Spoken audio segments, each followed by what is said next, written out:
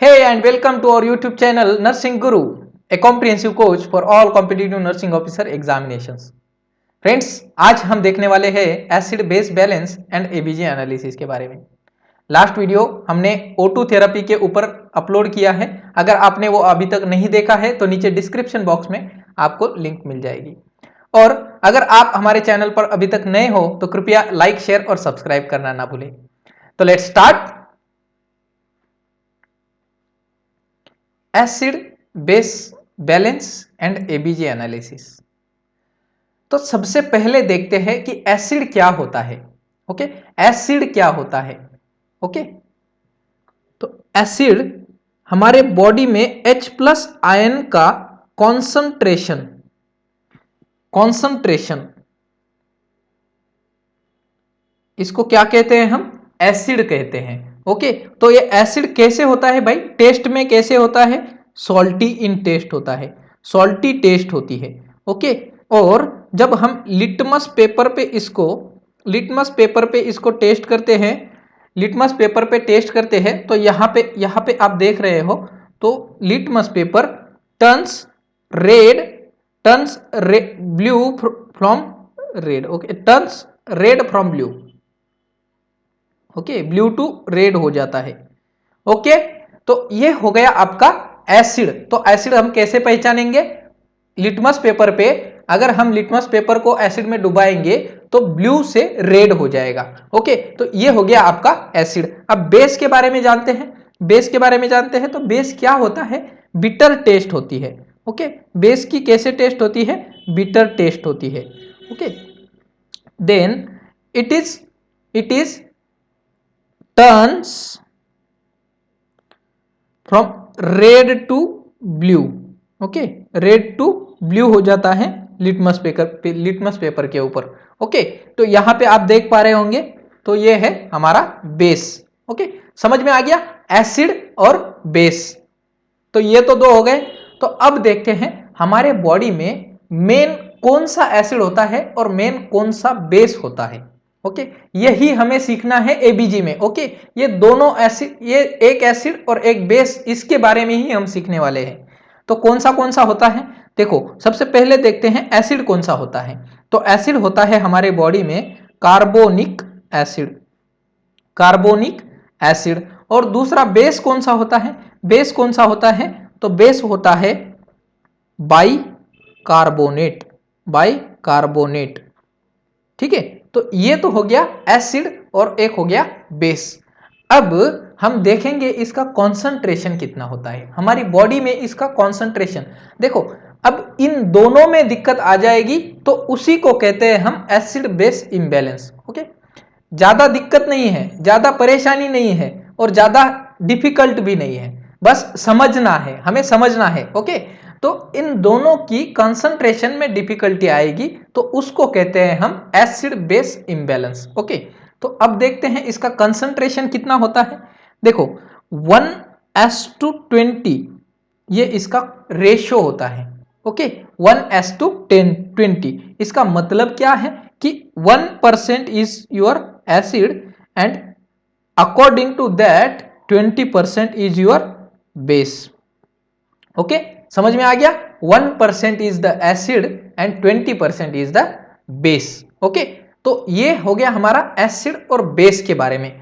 अब देखते हैं एक कॉमन रिएक्शन कैसे होती है बॉडी में। एक कॉमन रिएक्शन होती है इस एसिड और बेस की। ओके, तो कैसे होती है वो रिएक्शन? देखो, अगर हमारे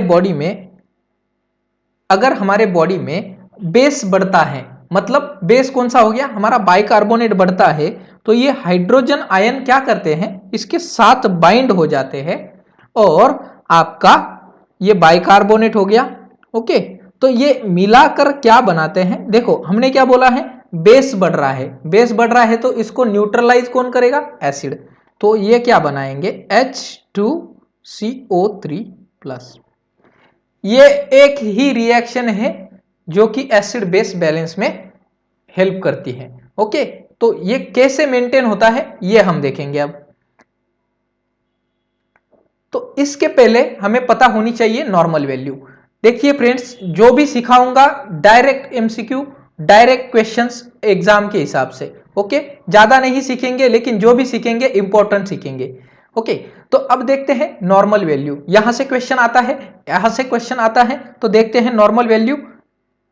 एक नंबर है हमारी पीएच की वैल्यू, ये सबको पता है 7.35 टू 7.45।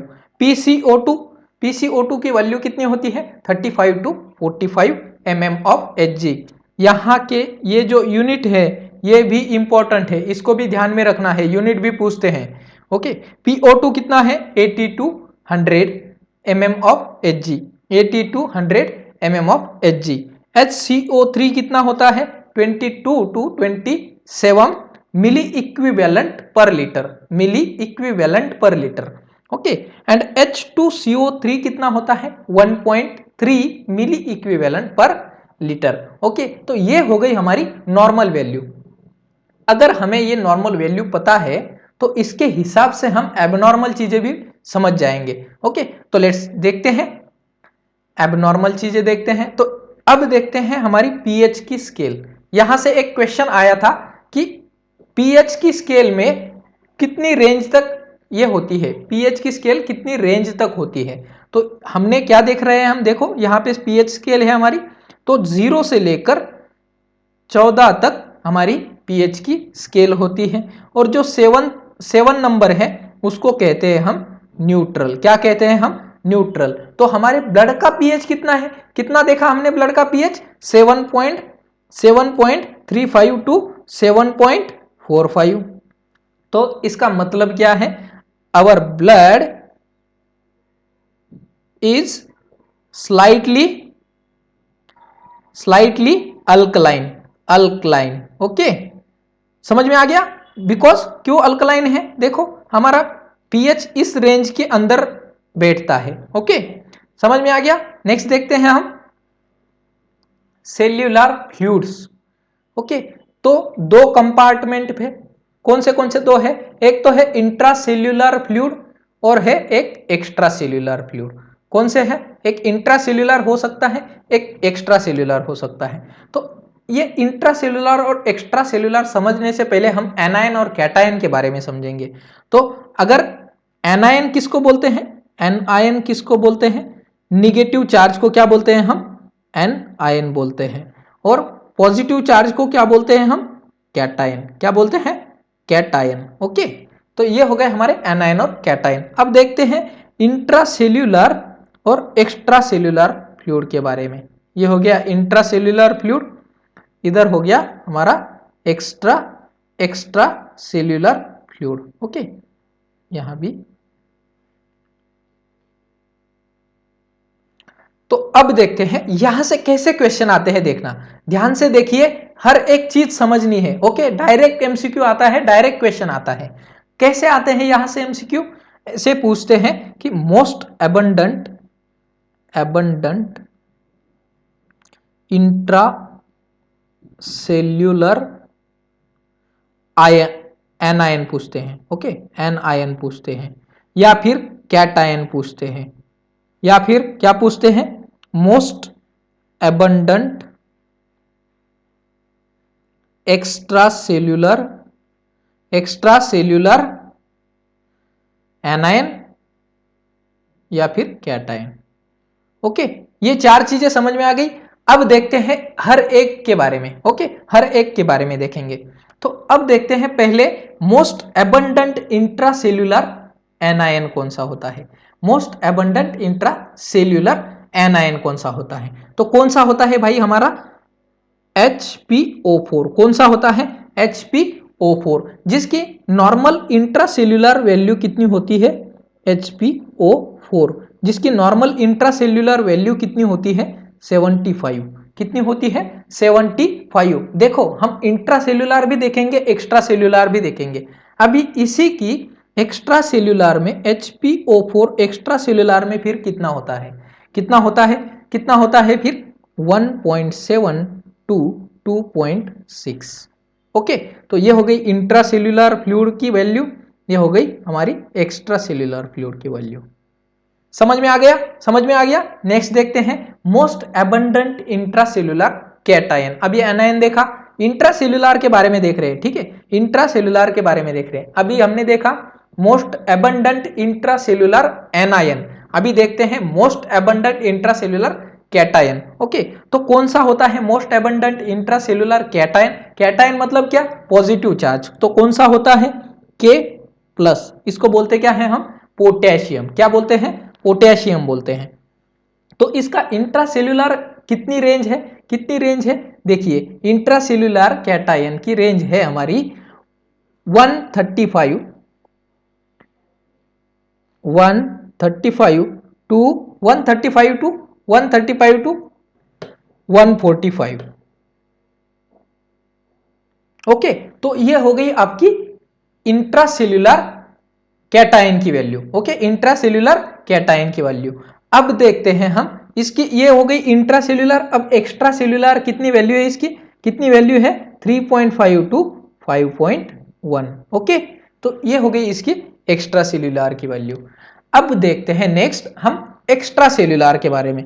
ये हो गया, ये हो गया। अब देखते हैं एक्स्ट्रा सेल्युलर के बारे में। ओके, तो extra cellular anion, most abundant extra cellular anion के बारे में। तो कौन सा होता है most abundant extra cellular anion? कौन सा होता है एनायन? हमारा क्लोरीन। कौन सा होता है? क्लोरीन, जिसकी कितनी वैल्यू होती है? कितनी वैल्यू होती है? 95 टू 103, 95 टू 103। और एक्स्ट्रा सेल्युलर में कितनी होती है? 4 होती है। कितनी होती है? 4 होती है। ओके, अब नेक्स्ट देखते हैं most abundant intracellular cation. Most abundant intracellular cation तो कौन सा होता है हमारा? सोडियम। कौन सा होता है? सोडियम। तो कौन सा होता है? सोडियम। तो इसकी नॉर्मल वैल्यू कितनी है? नॉर्मल वैल्यू कितनी है? तो हमारी कितना है? कैटायन कितना है? देखो, तो ये है हमारा 135 to 145 milliequivalent per litre. Okay, और इंट्रासेल्युलर सोडियम कितना होता है फिर? इंट्रासेल्युलर सोडियम कितना होता है फिर? 12 मिली इक्विवेलेंट। ओके, 12 मिली इक्विवेलेंट पर लीटर। ओके, और इंट्रासेल्युलर हो गया। एक्स्ट्रा सेल्युलर कितना होता है हमने देखा? 135 टू 145। ओके, समझ में आ गया? कोई कंफ्यूजन नहीं है। नेक्स्ट देखते हैं, नेक्स्ट देखते हैं नॉर्मल सीरम वैल्यू के बारे में देखेंगे। तो इसके सबसे पहले है हमारा सीरम पोटेशियम। सीरम पोटेशियम जिसकी नॉर्मल वैल्यू होती है 3.5 to 5.1 milliequivalent per litre. कितनी होती है? 3.5 to 5.1 milliequivalent per litre. Serum calcium, serum calcium की कितनी होती है? देखो, सीरम कैल्शियम की कितनी होती है? 8.6 टू 10 mg पर dl। कितनी होती है? 8.6 टू 10 mg पर dl। ये नॉर्मल वैल्यू आपको याद होनी चाहिए, ठीक है। यहां से भी डायरेक्ट एमसीक्यू पूछ सकते हैं कि normal serum value for calcium. Okay, यहां से भी क्वेश्चन आते हैं। इसके बाद देखते हैं serum magnesium 1.6 to 2.6 mg per dl। कितनी है? 1.6 टू 2.6 mg पर dl। इसके बाद देखते हैं सीरम सोडियम। सोडियम की कितनी देखी थी हमने? 135 to 145 milliequivalent per litre. Okay, then phosphate, phosphate की value 2.7 to 4.5 mg per dl। Okay, mg per dl। Chlorine की वैल्यू कितनी होती है? 90 टू 103 या 106 milliequivalent per litre. Okay, then carbonic acid, carbonic acid कितना होता है? 1.35 milliequivalent per litre. Okay, then bicarbonate, bicarbonate की 22 to 27 milliequivalent per litre. Okay, तो ये वैल्यू हमें क्यों जानना है? यहां से बार बार आते हैं, यही वैल्यू पूछते हैं बार बार, ठीक है। और ये एसिड बेस बैलेंस में इंपॉर्टेंट भी है, ठीक है। तो हर एक वैल्यू, हर एक क्वेश्चन, हर एक टॉपिक आपका एग्जाम पॉइंट ऑफ व्यू कराएंगे, ठीक है। तो ज्यादा नहीं लेकिन सही से पढ़ना है, ठीक है। नेक्स्ट देखते हैं रेगुलेशन ऑफ H+ आयन। हमारे बॉडी में H+ आयन का रेगुलेशन कैसे होता है इसके बारे में देखेंगे। तो इसमें 4 चीजें हैं। एक तो हमारा लंग में मेंटेन करता है, दूसरा है हमारी बफर सिस्टम जो कि प्राइमरी है, ओके, जो कि प्राइमरी एक्ट करती है। देन हमारी किडनी कैसे मेंटेन करती है और हमारा पोटेशियम एक्सचेंज सिस्टम कैसे काम करती है। ठीक है, हर एक इसमें ओनली एक रिएक्शन या आपको समझनी है, आप सीख जाओगे। ओके, तो अब देखते हैं लंग्स में क्या होता है। पहले लंग्स में देखते हैं क्या होता है। देखो, अगर आपके लंग्स में H+ आयन का कॉन्सेंट्रेशन बढ़ गया, मतलब क्या हो गया, आपका pH कम हो गया, H+ आयन का कॉन्सेंट्रेशन बढ़ गया, मतलब क्या हो गया, pH कम हो गया। और इसका मतलब क्या हो गया आपका बेस बढ़ रहा है। इसका मतलब क्या है, बेस बढ़ रहा है। ओके, तो अब ये क्या करेगा, HCO3 के साथ जुड़ जाएगा। कौन जुड़ जाएगा, H+ आयन जुड़ जाएंगे और क्या बनाएंगे H2CO3 बनाएंगे। अब ये H2CO3 आगे जाके क्या होंगे, किस में कन्वर्ट हो जाएंगे, H2O+ CO2, और ये CO2 हमारा लंग्स के द्वारा एक्सपायरेशन से रिमूव हो जाएगा। ओके, तो ऐसे हमारा लंग्स काम करता है एसिड बेस बैलेंस मेंटेन करने में। ओके, तो लंग क्लियर है। अब देखते हैं हमारी बफर सिस्टम। अब देखते हैं बफर सिस्टम में टोटल 3 सिस्टम आती है। बफर सिस्टम में टोटल 3 सिस्टम आती है। तो उसमें एक है कार्बोनिक बाइकार्बोनेट सिस्टम। कौन सी है, कार्बोनिक बाइकार्बोनेट सिस्टम।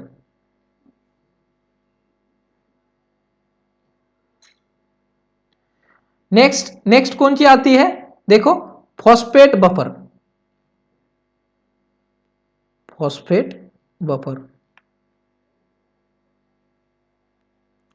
नेक्स्ट आती है क्लोराइड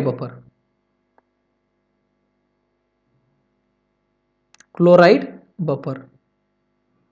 ठीक है, तो ये 3 सिस्टम हो गई हमारी बफर सिस्टम से। ओके, तो अब देखते हैं कार्बोनिक में क्या होता है। कार्बोनिक में क्या होता है, आपका H+ आयन अगर बढ़ता है, आपका H+ आयन अगर बढ़ता है, ओके, तो ये क्या करता है, बाइंड हो जाता है H2CO3 से, ओके, और क्या बनाता है, H2CO3+। ओके, क्या बनाता है आपका H2CO3+। ओके, बाइकार्बोनिक एसिड बनाता है। नेक्स्ट देखते हैं किडनी बफर कैसे करती है। ओके, किडनी क्या मेंटेन करती है, देखो, किडनी क्या मेंटेन करती है, HCO3-। क्या मेंटेन करती है किडनी, HCO3-।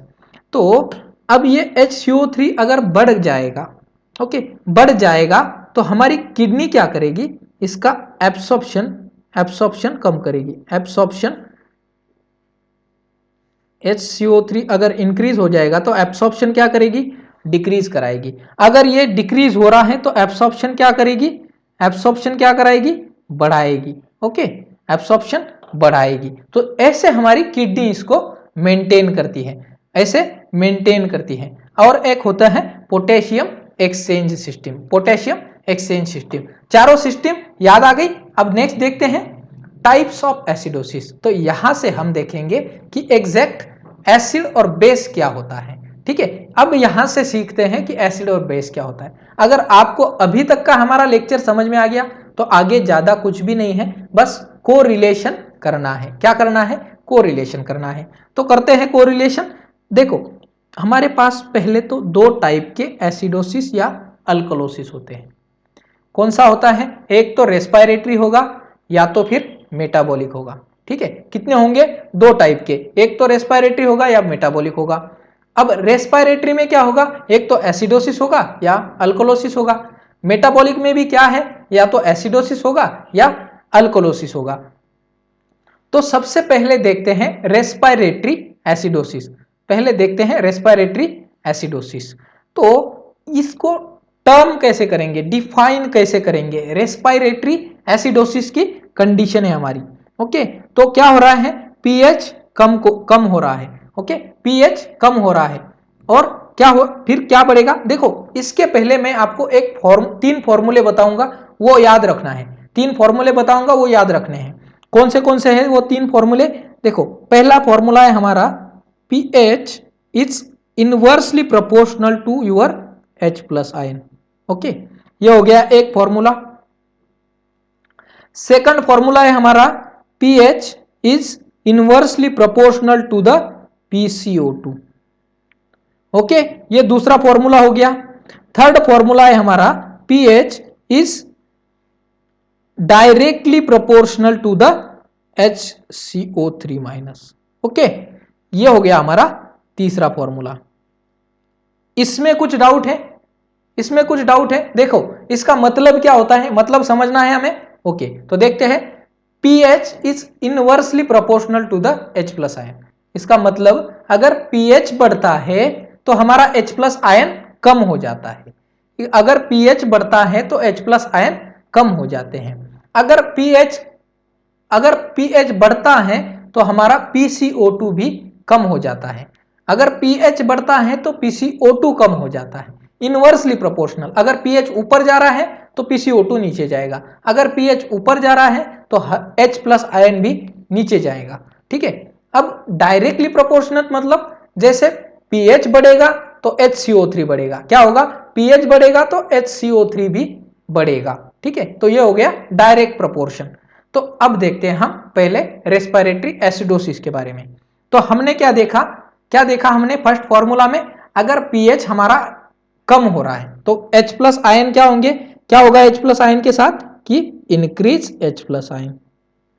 और PCO2 क्या होगा, क्या है रिलेशन, pH का रिलेशन PCO2 से क्या है, देखो PCO2 भी क्या होगा, फिर इंक्रीज हो जाएगा। ठीक है, PCO2 भी इंक्रीज हो जाएगा। ठीक है, अब ये किस कंडीशन में होता है? हम सब बार सुनते हैं कि रेस्पिरेटरी एसिडोसिस अल्कोलोसिस, एसिडोसिस अल्कोलोसिस, इसमें कंफ्यूज हो जाते हैं। अगर ये समझ में आएगा कि ये किस में हो रहा है, क्यों हो रहा है, तो आपको इतनी ज्यादा कंफ्यूजन वाली बात ही नहीं है। ठीक है, तो समझते हैं पहले इसको कैसे होता है। देखो अगर हमारा pH कम हो रहा है, कितने किससे कम हो रहा है, लेस देन 7.35 से कम हो रहा है। अगर हमारा PCO2 बढ़ रहा है, किससे बढ़ रहा है, मोर देन 45 mmHg से ऊपर जा रहा है, इसका मतलब होता है रेस्पिरेटरी एसिडोसिस। अब ये किसको कहते हैं, इसको अगर कॉमन भाषा में हम कहेंगे तो इसको हम हाइपोवेंटिलेशन कहेंगे, हाइपोवेंटिलेशन की वजह से। ठीक है, तो अब ये कौन सी कंडीशन में होता है, डिसीज कौन से होते हैं इसमें? ओके, तो कौन से डिसीज में होता है ये, देखो all type of obstructive lung disease, all type of obstructive lung disease comes under respiratory acidosis. कौन से होते हैं, देखिए एक हो गया हमारा अस्थमा, अस्थमा हो गया। सेकंड है हमारा COPD, brain trauma. Okay, brain trauma क्यों होगा भाई, ब्रेन ट्रॉमा में क्या होगा, हमारा रेस्पिरेशन बिगड़ जाएगा। ओके, अगर अंडर सिडेशन है पेशेंट, अंडर सिडेशन है। ओके, तो ये हो गई, ये सारी डिसीज कंडीशन में क्या होता है रेस्पिरेटरी एसिडोसिस होता है। क्या होता है, रेस्पिरेटरी एसिडोसिस होता है। तो इसको मैनेज कैसे करेंगे, कैसे मैनेजमेंट करेंगे इसकी, देखो सबसे पहले हमें करना है treat underlying cause. Okay, underlying cause को हमें पहले ट्रीट करना है। अगर ब्रेन ट्रॉमा है तो उसको ट्रीट करना है, अगर सिडेशन दिया है तो उसको ट्रीट करना है। ठीक है, तो पहले ट्रीट करो अंडरलाइन कॉज को। ठीक है, उसके बाद देंगे हम O2 थेरेपी, O2 थेरेपी देंगे।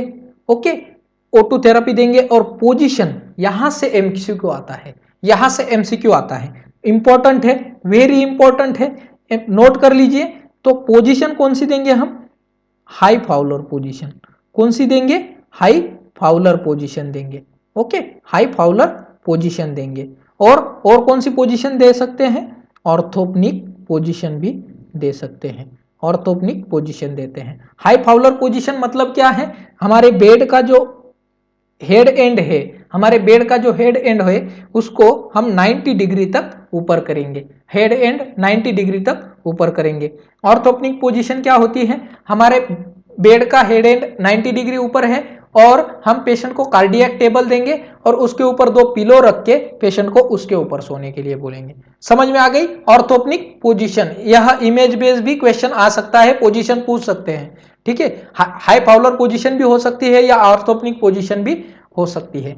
नेक्स्ट देखते हैं, सक्शन करना है हमें, ओके। क्या करना है, सक्शन भी करना है। क्यों करना है सक्शन, क्योंकि हमारे ऑब्स्ट्रक्शन की वजह से, देखो समझना है अगर हमें, तो देखो यहां पे हमारे एयरवे का ऑब्स्ट्रक्शन बढ़ रहा है। ऑब्स्ट्रक्शन बढ़ रहा है मतलब क्या है कि देखो एक तो CO2 भी बाहर नहीं जा रहा है ज्यादा और O2 भी अंदर नहीं आ रहा है, ठीक है। तो हम अगर सक्शन करेंगे तो एटलीस्ट CO2 को बाहर निकाल लेंगे, ठीक है, CO2 को बाहर निकाल लेंगे। तो अब इसमें क्या करेंगे, सक्शनिंग के दौरान there are various pressure and tubes use for the suctioning. तो उसमें तीनों प्रकार के देख लेंगे, एक तो अडल्ट में देखेंगे, एक चाइल्ड में देखेंगे और एक इन्फेंट में देखेंगे, ओके। तो तीनों में देखेंगे। देखो अडल्ट में प्रेशर कितना होना चाहिए, कि प्रेशर कितना होना चाहिए 100 to 120 mmHg, 100 to 120 mmHg। Child में कितना होना चाहिए 80 to 100 होना चाहिए, ओके। और इन्फेंट में 60 to 80 होना चाहिए। अब इसी के हिसाब से ट्यूबिंग कौन सी लेंगे हम, ट्यूबिंग कौन सी लेंगे, देखो अडल्ट होगा तो 12 to 14 फ्रेंच गेज, ओके। अगर चाइल्ड है तो 10 to 12 फ्रेंच गेज लेंगे और अगर इन्फेंट है तो 8 to 10 लेंगे, ओके। समझ में आ गया, समझ में आ गया। प्रेशर और ट्यूब ये दोनों में भी MCQ आता है, प्रेशर और ट्यूब में भी MCQ आता है आपका, ठीक है। अब नेक्स्ट देखते हैं रेस्पिरेटरी अल्कोलोसिस, रेस्पिरेटरी अल्कोलोसिस। अब इसमें क्या होता है, टर्म हमें समझनी है, रेस्पिरेटरी अल्कोलोसिस। इसका मतलब क्या हो गया, क्या हो गया, हमारा पीएच जो है, हमारा जो पीएच है, हमारा पीएच बढ़ रहा है, पीएच बढ़ रहा है, लेकिन H+ आयन का कॉन्सेंट्रेशन कम हो रहा है, H+ आयन का कॉन्सेंट्रेशन कम हो रहा है। क्या था formula, pH is inversely proportional to the H+ ion and pH again inversely proportional to the PCO2। तो हमारा PCO2 भी क्या होगा, PCO2 भी क्या होगा, कम हो जाएगा, PCO2 भी कम हो जाएगा, ठीक है। अब अल्कोलोसिस समझ में आ गया। अब ये कौन सी कंडीशन में होता है, कौन सी कंडीशन में होता है, तो ये होता है पीएच कितना कम होगा, अगर पीएच हमारा पीएच कितना बढ़ेगा, मोर देन 7.45 से ऊपर, और PCO2 किससे कम होगा, less than 35, okay, 35 mmHg, okay. समझ में आ गया। अब ये कौन सी कंडीशन में होता है, ये होता है हाइपर वेंटिलेशन, वेंटिलेशन। अगर हम पेशेंट को ज्यादा ऑक्सीजन देंगे या पेशेंट का खुद हाइपर वेंटिलेशन हो गया, अब किस वजह से हो गया ये हम कॉजेस भी देख लेंगे, ठीक है। लेकिन अगर हो गया तो इस कंडीशन में क्या होता है, आपका रेस्पिरेटरी अल्कोलोसिस हो जाता है। इसका मतलब क्या होता है कि कार्बन डाइऑक्साइड की मात्रा कम हो जाती है, ठीक है। तो अब ये कौन सी कंडीशन में होता है, देखो कंडीशन देखते हैं। तो कंडीशन है हमारी, अगर आप हाई अल्टीट्यूड पे हो तो, हाई अल्टीट्यूड पे हो तो। नेक्स्ट कहां पे हो सकता है, या तो प्रेगनेंसी में, ओके। प्रेगनेंसी में क्यों हो सकता है, because diaphragm raise pressure on lungs. क्या है हमारी diaphragm, primary muscle of respiration. क्या होता है diaphragm, primary muscle of respiration होता है, ओके। तो अगर प्रेगनेंसी है तो यूट्रस क्या ऊपर चला जाएगा, फिर यूट्रस डायफ्रागम को ऊपर पुश करेगा, तो डायफ्रागम ऊपर आने की वजह से हमारे लंग्स है उसको ऊपर भी प्रेशर आ जाएगा, ठीक है। और किस में होता है, एंजाइटी में होता है, किस में होता है, एंजाइटी में होता है। और पेन में होता है, पेन में भी होता है। और stimulation to the medulla, okay, या फिर फीवर में भी होता है। आपने देखा होगा फीवर में पेशेंट ज्यादा, एक तो टैकिपनिया होता है और टैकीकार्डिया भी होता है, टैकिपनिया भी होता है, टैकीकार्डिया भी होता है, इंक्रीज डेप्थ ऑफ रेस्पिरेशन भी होती है। ओके, अब देखते हैं इसकी मैनेजमेंट कैसे करेंगे, कैसे करेंगे इसकी मैनेजमेंट। तो मैनेजमेंट में सबसे पहले देंगे हम पेपर बैग इन माउथ। क्या बोलेंगे इसमें, क्या बोलेंगे, पेशेंट को पेपर बैग देंगे माउथ में और उसमें पुश करने के लिए बोलेंगे, और जैसे ही ब्लो करने के लिए बोलेंगे वही सेम एयर हमें वापस भी लेनी है। ब्लो करते हैं तो क्या, कौन सा गैस जाएगा, कौन सा गैस जाएगा, कार्बन डाइऑक्साइड। तो उसी कार्बन डाइऑक्साइड को हमें बढ़ाना है, उसी कार्बन डाइऑक्साइड को हमें बढ़ाना है, इसलिए bag in mouth of the paper bag in mouth. Okay, and next वाला है हमारा breath holding. Okay, breath holding exercise देनी है। ओके, तो ये होगी आपकी रेस्पिरेटरी अल्कोलोसिस की मैनेजमेंट। अब नेक्स्ट देखते हैं मेटाबॉलिक एसिडोसिस। मेटाबॉलिक एसिडोसिस, यहां तक किसी को डाउट है? अगर आपको जो भी डाउट है आप कमेंट बॉक्स में डाल दीजिए, मैं उसका जरूर आंसर आपको बताऊंगा। ठीक है, जहां भी डाउट होगा, जब भी डाउट होगा, आप हमारे वीडियो के नीचे कमेंट बॉक्स में जरूर डालना, मैं उसका आंसर दूंगा। और आपको कोई भी अदर गाइडेंस भी चाहिए होगा या नोट्स चाहिए है तो आप जरूर हमारे वीडियो में कमेंट डाल दीजिए, हम जरूर आपसे कांटेक्ट करने का प्रयास करेंगे। अब देखते हैं मेटाबॉलिक एसिडोसिस। मेटाबॉलिक एसिडोसिस तो ये कौन मेंटेन करता है, पहले देखना है। किडनी हमारी ये मेंटेन करती है। किडनी कैसे मेंटेन करती है? वाया HCO3 माइनस से। ठीक है, अब ये HCO3 का सब खेल है। ओके, ये इसका खेल है, अब इसको सीखेंगे। ओके, तो क्या है, अगर आपका मेटाबॉलिक एसिडोसिस कंडीशन कैसे होगी, कंडीशन कैसे होगी आपकी, पीएच एसिड हो रहा है, ठीक है, पीएच क्या होगा आपका, इंक्रीज होगा। तो इसका मतलब क्या होगा, डिक्रीज ऑफ H+ आयन। ठीक है, डिक्रीज ऑफ H+ आयन। तो इसका पीएच, हमने फॉर्मूला क्या देखा था, pH is directly proportional to the bicarbonate, pH is directly proportional to the bicarbonate. तो अब क्या होगा, बाइकार्बोनेट डायरेक्टली प्रोपोर्शनल है तो इसका मतलब क्या होगा, बाइकार्बोनेट भी हमारे बढ़ रहे हैं। ठीक है, बाइकार्बोनेट भी बढ़ रहे हैं। अब इसमें क्या है, एसिडोसिस में क्या होगा, देखो अब एसिडोसिस हो रहा है तो ये कौन सी कंडीशन में हो रहा है, देखो कौन सी कंडीशन में हो रहा है। एक तो रीनल फेल्यूर है, रीनल फेल्यूर होगा, रीनल फेल्यूर या DKA डायबिटिक कीटो एसिडोसिस, या फिर इनसफिशियंट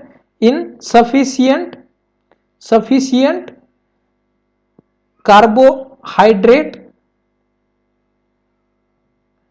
या फिर प्रोटीन की मेटाबॉलिज्म, प्रोटीन की मेटाबॉलिज्म। ओके, और कौन सी कंडीशन हो सकती है, स्टारवेशन में भी आपको, स्टारवेशन में भी आपको एसिडोसिस हो सकता है, स्टारवेशन में भी एसिडोसिस हो सकता है।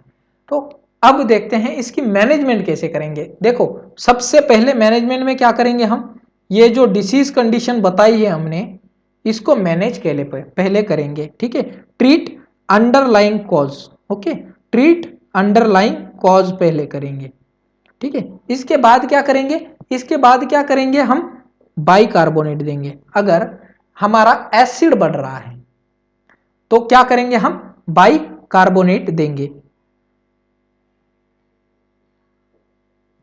ठीक है, समझ में आ गया मेटाबॉलिक एसिडोसिस। अब नेक्स्ट देखते हैं मेटाबॉलिक अल्कलोसिस क्या होता है। मेटाबॉलिक अल्कलोसिस, इसमें क्या हो रहा है, कंडीशन क्या है हमारी, कंडीशन क्या है, हमारा HCO3 more than 27 milliequivalent per litre हो रहा है।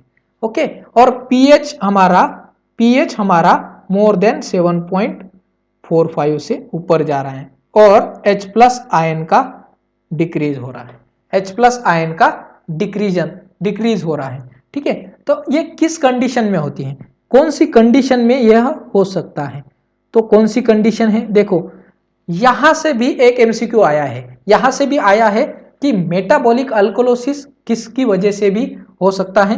तो इसका आंसर था जीआई सक्शनिंग। अगर आप जीआई सक्शनिंग कर रहे हो ज्यादा तो आपका मेटाबॉलिक एसिडोसिस होने का चांसेस बढ़ जाता है। ओके, और सीवियर वोमिटिंग में भी होता है। सीवियर वोमिटिंग में भी आपका मेटाबॉलिक अल्कलोसिस हो जाएगा। क्यों हो जाएगा?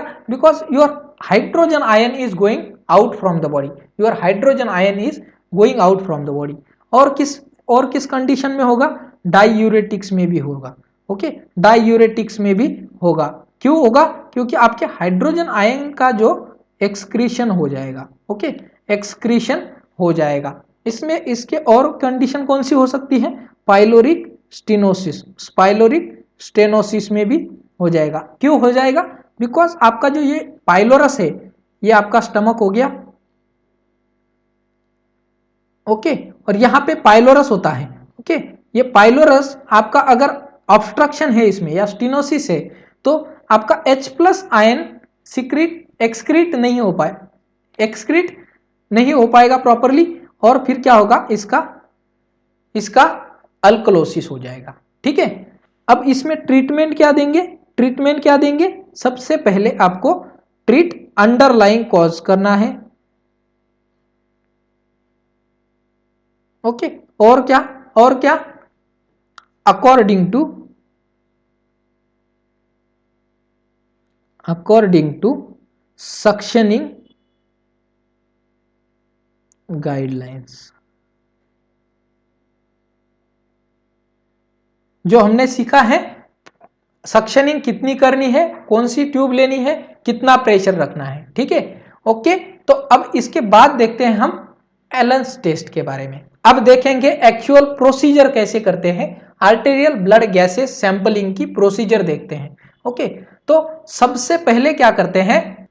सबसे पहले आपको एलन्स टेस्ट करनी होती है। एलन्स टेस्ट, यहां से भी क्वेश्चन आता है, बार बार आते हैं यह क्वेश्चन। ओके, ये बार बार आने वाले क्वेश्चन है, इसीलिए मैं आपको बार बार बोल रहा हूं कि आप नोट करते रहिए। कोई डाउट है तो पूछ लेना, कोई ये दिक्कत नहीं है, डाउट है तो पूछ लेना, कमेंट बॉक्स में डाल देना। ठीक है, एलन्स टेस्ट के बारे में देखते हैं। तो इस टेस्ट में क्या होता है? आपकी कोलैटरल सर्कुलेशन को असेस करते हैं। हम क्या करते हैं? कोलैटरल सर्कुलेशन को असेसमेंट करते हैं। ओके, कोलैटरल सर्कुलेशन असेसमेंट करते हैं हम। इसमें क्या करते हैं हम? पेशेंट की दोनों भी, एक तो रेडियल एंड एक अल्नार आर्टरी को प्रेस करके रखते हैं। ओके, रेडियल और अल्नार आर्टरी को प्रेस करके रखते हैं। फिर पेशेंट को बोलते हैं कि आपका पाम ऐसे ओपन और क्लोज करते रहो। ठीक है, अब थोड़ी देर के बाद में हम क्या करते हैं? या तो रेडियल आर्टरी के ऊपर का प्रेशर अल्नार आर्टरी के ऊपर का प्रेशर निकाल देंगे। तो इससे क्या होगा? अगर आपके हाथ पिंक हो जाएगा, इसका मतलब क्या है? इसका मतलब क्या है कि आपकी ulnar artery collateral circulation maintain कर रही है। ओके, आपकी ulnar artery collateral circulation maintain कर रही है। तो इसको बोलते हैं हम, अगर ऐसी कंडीशन है तो हम एलन्स टेस्ट कर सकते हैं। लेकिन अगर आपका पाम व्हाइट रह गया तो आपको आर्टेरियल ब्लड गैस उस हाथ से नहीं लेना है। ओके, ध्यान रखिए, ये आपके प्रैक्टिकल चीज में भी काम आ सकता है। तो उस टाइम आपको उस हाथ से आर्टेरियल ब्लड गैस नहीं लेनी है। ओके, समझ में आ गया? अब देखते हैं कि इस प्रोसीजर के लिए क्या क्या चाहिए होता है। तो आपको 2 ml की सिरिंज चाहिए होती है। वो कौन सी होती है syringe? Lyophilized heparin syringe. Okay, heparin syringe होती है। ठीक है, कौन सी होती है? यहां से भी एमसीक्यू पूछ सकते हैं एमसीक्यू। ओके, और इसको ट्रांसपोर्ट कहां से करना है? आपको ट्रांसपोर्ट कैसे करना है? आइस पैक के ऊपर ट्रांसपोर्ट करना है। ओके, आइस पैक के ऊपर आपको ट्रांसपोर्ट करना है। ओके, ये हो गया आपका। ठीक है, और अब जब आप इंसर्शन करोगे, इंसर्शन 30 डिग्री पे करना है। ओके, 30 डिग्री एंगल में आपको नीडल को इंसर्ट करना है। ओके, तो ये थे आपके कुछ की पॉइंट जहां से आपको एमसीक्यू पूछते हैं। ओके, ये थे की पॉइंट। अब नेक्स्ट देखते हैं कंपेंसेशन क्या होता है। कंपेंसेशन, अब जो भी इतना सब देखा हमने, तो हमारी बॉडी उसके लिए क्या करती है, हमारी बॉडी कैसे मेंटेन करती है। तो कंपेंसेशन में 3 टाइप है। ओके, कंपेंसेशन में 3 टाइप है, 1 2 3। ओके, तो पहला कौन सा है, अनकंपेंसेटेड। अनकंपेंसेटेड, अब इसमें क्या है, आपको ये तीनों को याद रखना पड़ेगा। ठीक है, याद रखना पड़ेगा कि अनकंपेंसेटेड मतलब क्या, कंपेंसेटेड मतलब क्या, और पार्शियली कंपेंसेशन मतलब क्या। ठीक है, ये तीनों को बस याद रखो कि कैसे होता है। ठीक है, अगर अनकंपेंसेटेड बोल रहा है तो इसका मतलब क्या है, 2 values are abnormal and 1 value normal. इसको क्या कहते हैं, इसको क्या कहते हैं हम, अनकंपेंसेटेड, मतलब कोई कंपेंसेशन नहीं कर रहा है। ठीक है, अगर हमारा पीएच बढ़ रहा है, अगर हमारा पीएच बढ़ रहा है, पीसीओ2 कम हो रहा है। ओके, पीएच बढ़ रहा है, पीसीओ2 कम हो रहा है। ओके, लेकिन ये HCO3 उसके साथ कोई भी कंपेंसेशन नहीं कर रहा है। ठीक है, और कंपेंसेशन में एक इंपॉर्टेंट चीज है, इसमें हम क्या क्या देखते हैं, क्या क्या देखते हैं, देखो पीएच, पीसीओ2 और PCO2 और क्या देखते हैं हम, HCO3 माइनस। ठीक है, ये 3 चीजें के बारे में, अगर ये 3 में से 2 वैल्यू एबनॉर्मल है, कोई भी 2 वैल्यू एबनॉर्मल है और 1 वैल्यू नॉर्मल है, तो उसको क्या कहेंगे हम, अनकंपेंसेटेड। ओके, अनकंपेंसेटेड। अब कंपेंसेटेड क्या होता है, कंपेंसेटेड क्या होता है, ओके, कंपेंसेटेड मतलब क्या, कि पीएच आपका नॉर्मल है, पीएच नॉर्मल है, इसका मतलब हाइड्रोजन आयन का कॉन्सेंट्रेशन नॉर्मल है। ओके, हाइड्रोजन आयन का कॉन्सेंट्रेशन नॉर्मल है, बस PCO2 बढ़ गया। ओके, PCO2 बढ़ गया और आपका HCO3 आपका उसके साथ कंपेंसेशन कर रहा है, तो इसको क्या बोलते हैं हम, कंपेंसेशन। क्या बोलते हैं, कंपेंसेशन, क्योंकि ये अपने आप में म्यूचुअल कर रहे हैं। ओके, अगर मैं बढ़ रहा हूं भाई, तू मेरे साथ जुड़ जा और हम कंपेंसेशन करेंगे, तो ये हो गया हमारा compensation. Okay, compensation, pH normal है और 2 वैल्यू एबनॉर्मल होती है। ओके, 2 वैल्यू एबनॉर्मल होती है, ये हो गया compensation. Then partially compensation, partially compensated किसको बोलते हैं, पार्शियली कंपेंसेटेड। अब यह क्या होता है कि तीनों भी वैल्यू, 3 वैल्यू एबनॉर्मल होती है, एबनॉर्मल होती है। ठीक है, ये हो गया आपका पार्शियली अनकंपेंसेटेड। ओके, तो समझ में आ गया, समझ में आ गया यहां तक। अब देख, अब हमारा ये था लास्ट टॉपिक। अब नेक्स्ट हमारी क्लास होगी आपकी अस्थमा और न्यूमोनिया के बारे में, यहां से भी आपको जो भी इंपॉर्टेंट चीजें होगी वही प्रोवाइड की जाएगी। ओके, वही प्रोवाइड की जाएगी। अगर आपको आज के वीडियो में आपको कोई भी डाउट होगा तो आप नीचे कमेंट बॉक्स में हमें जरूर डालें और हमारे चैनल को लाइक, शेयर और सब्सक्राइब करना ना भूलें। Thank you.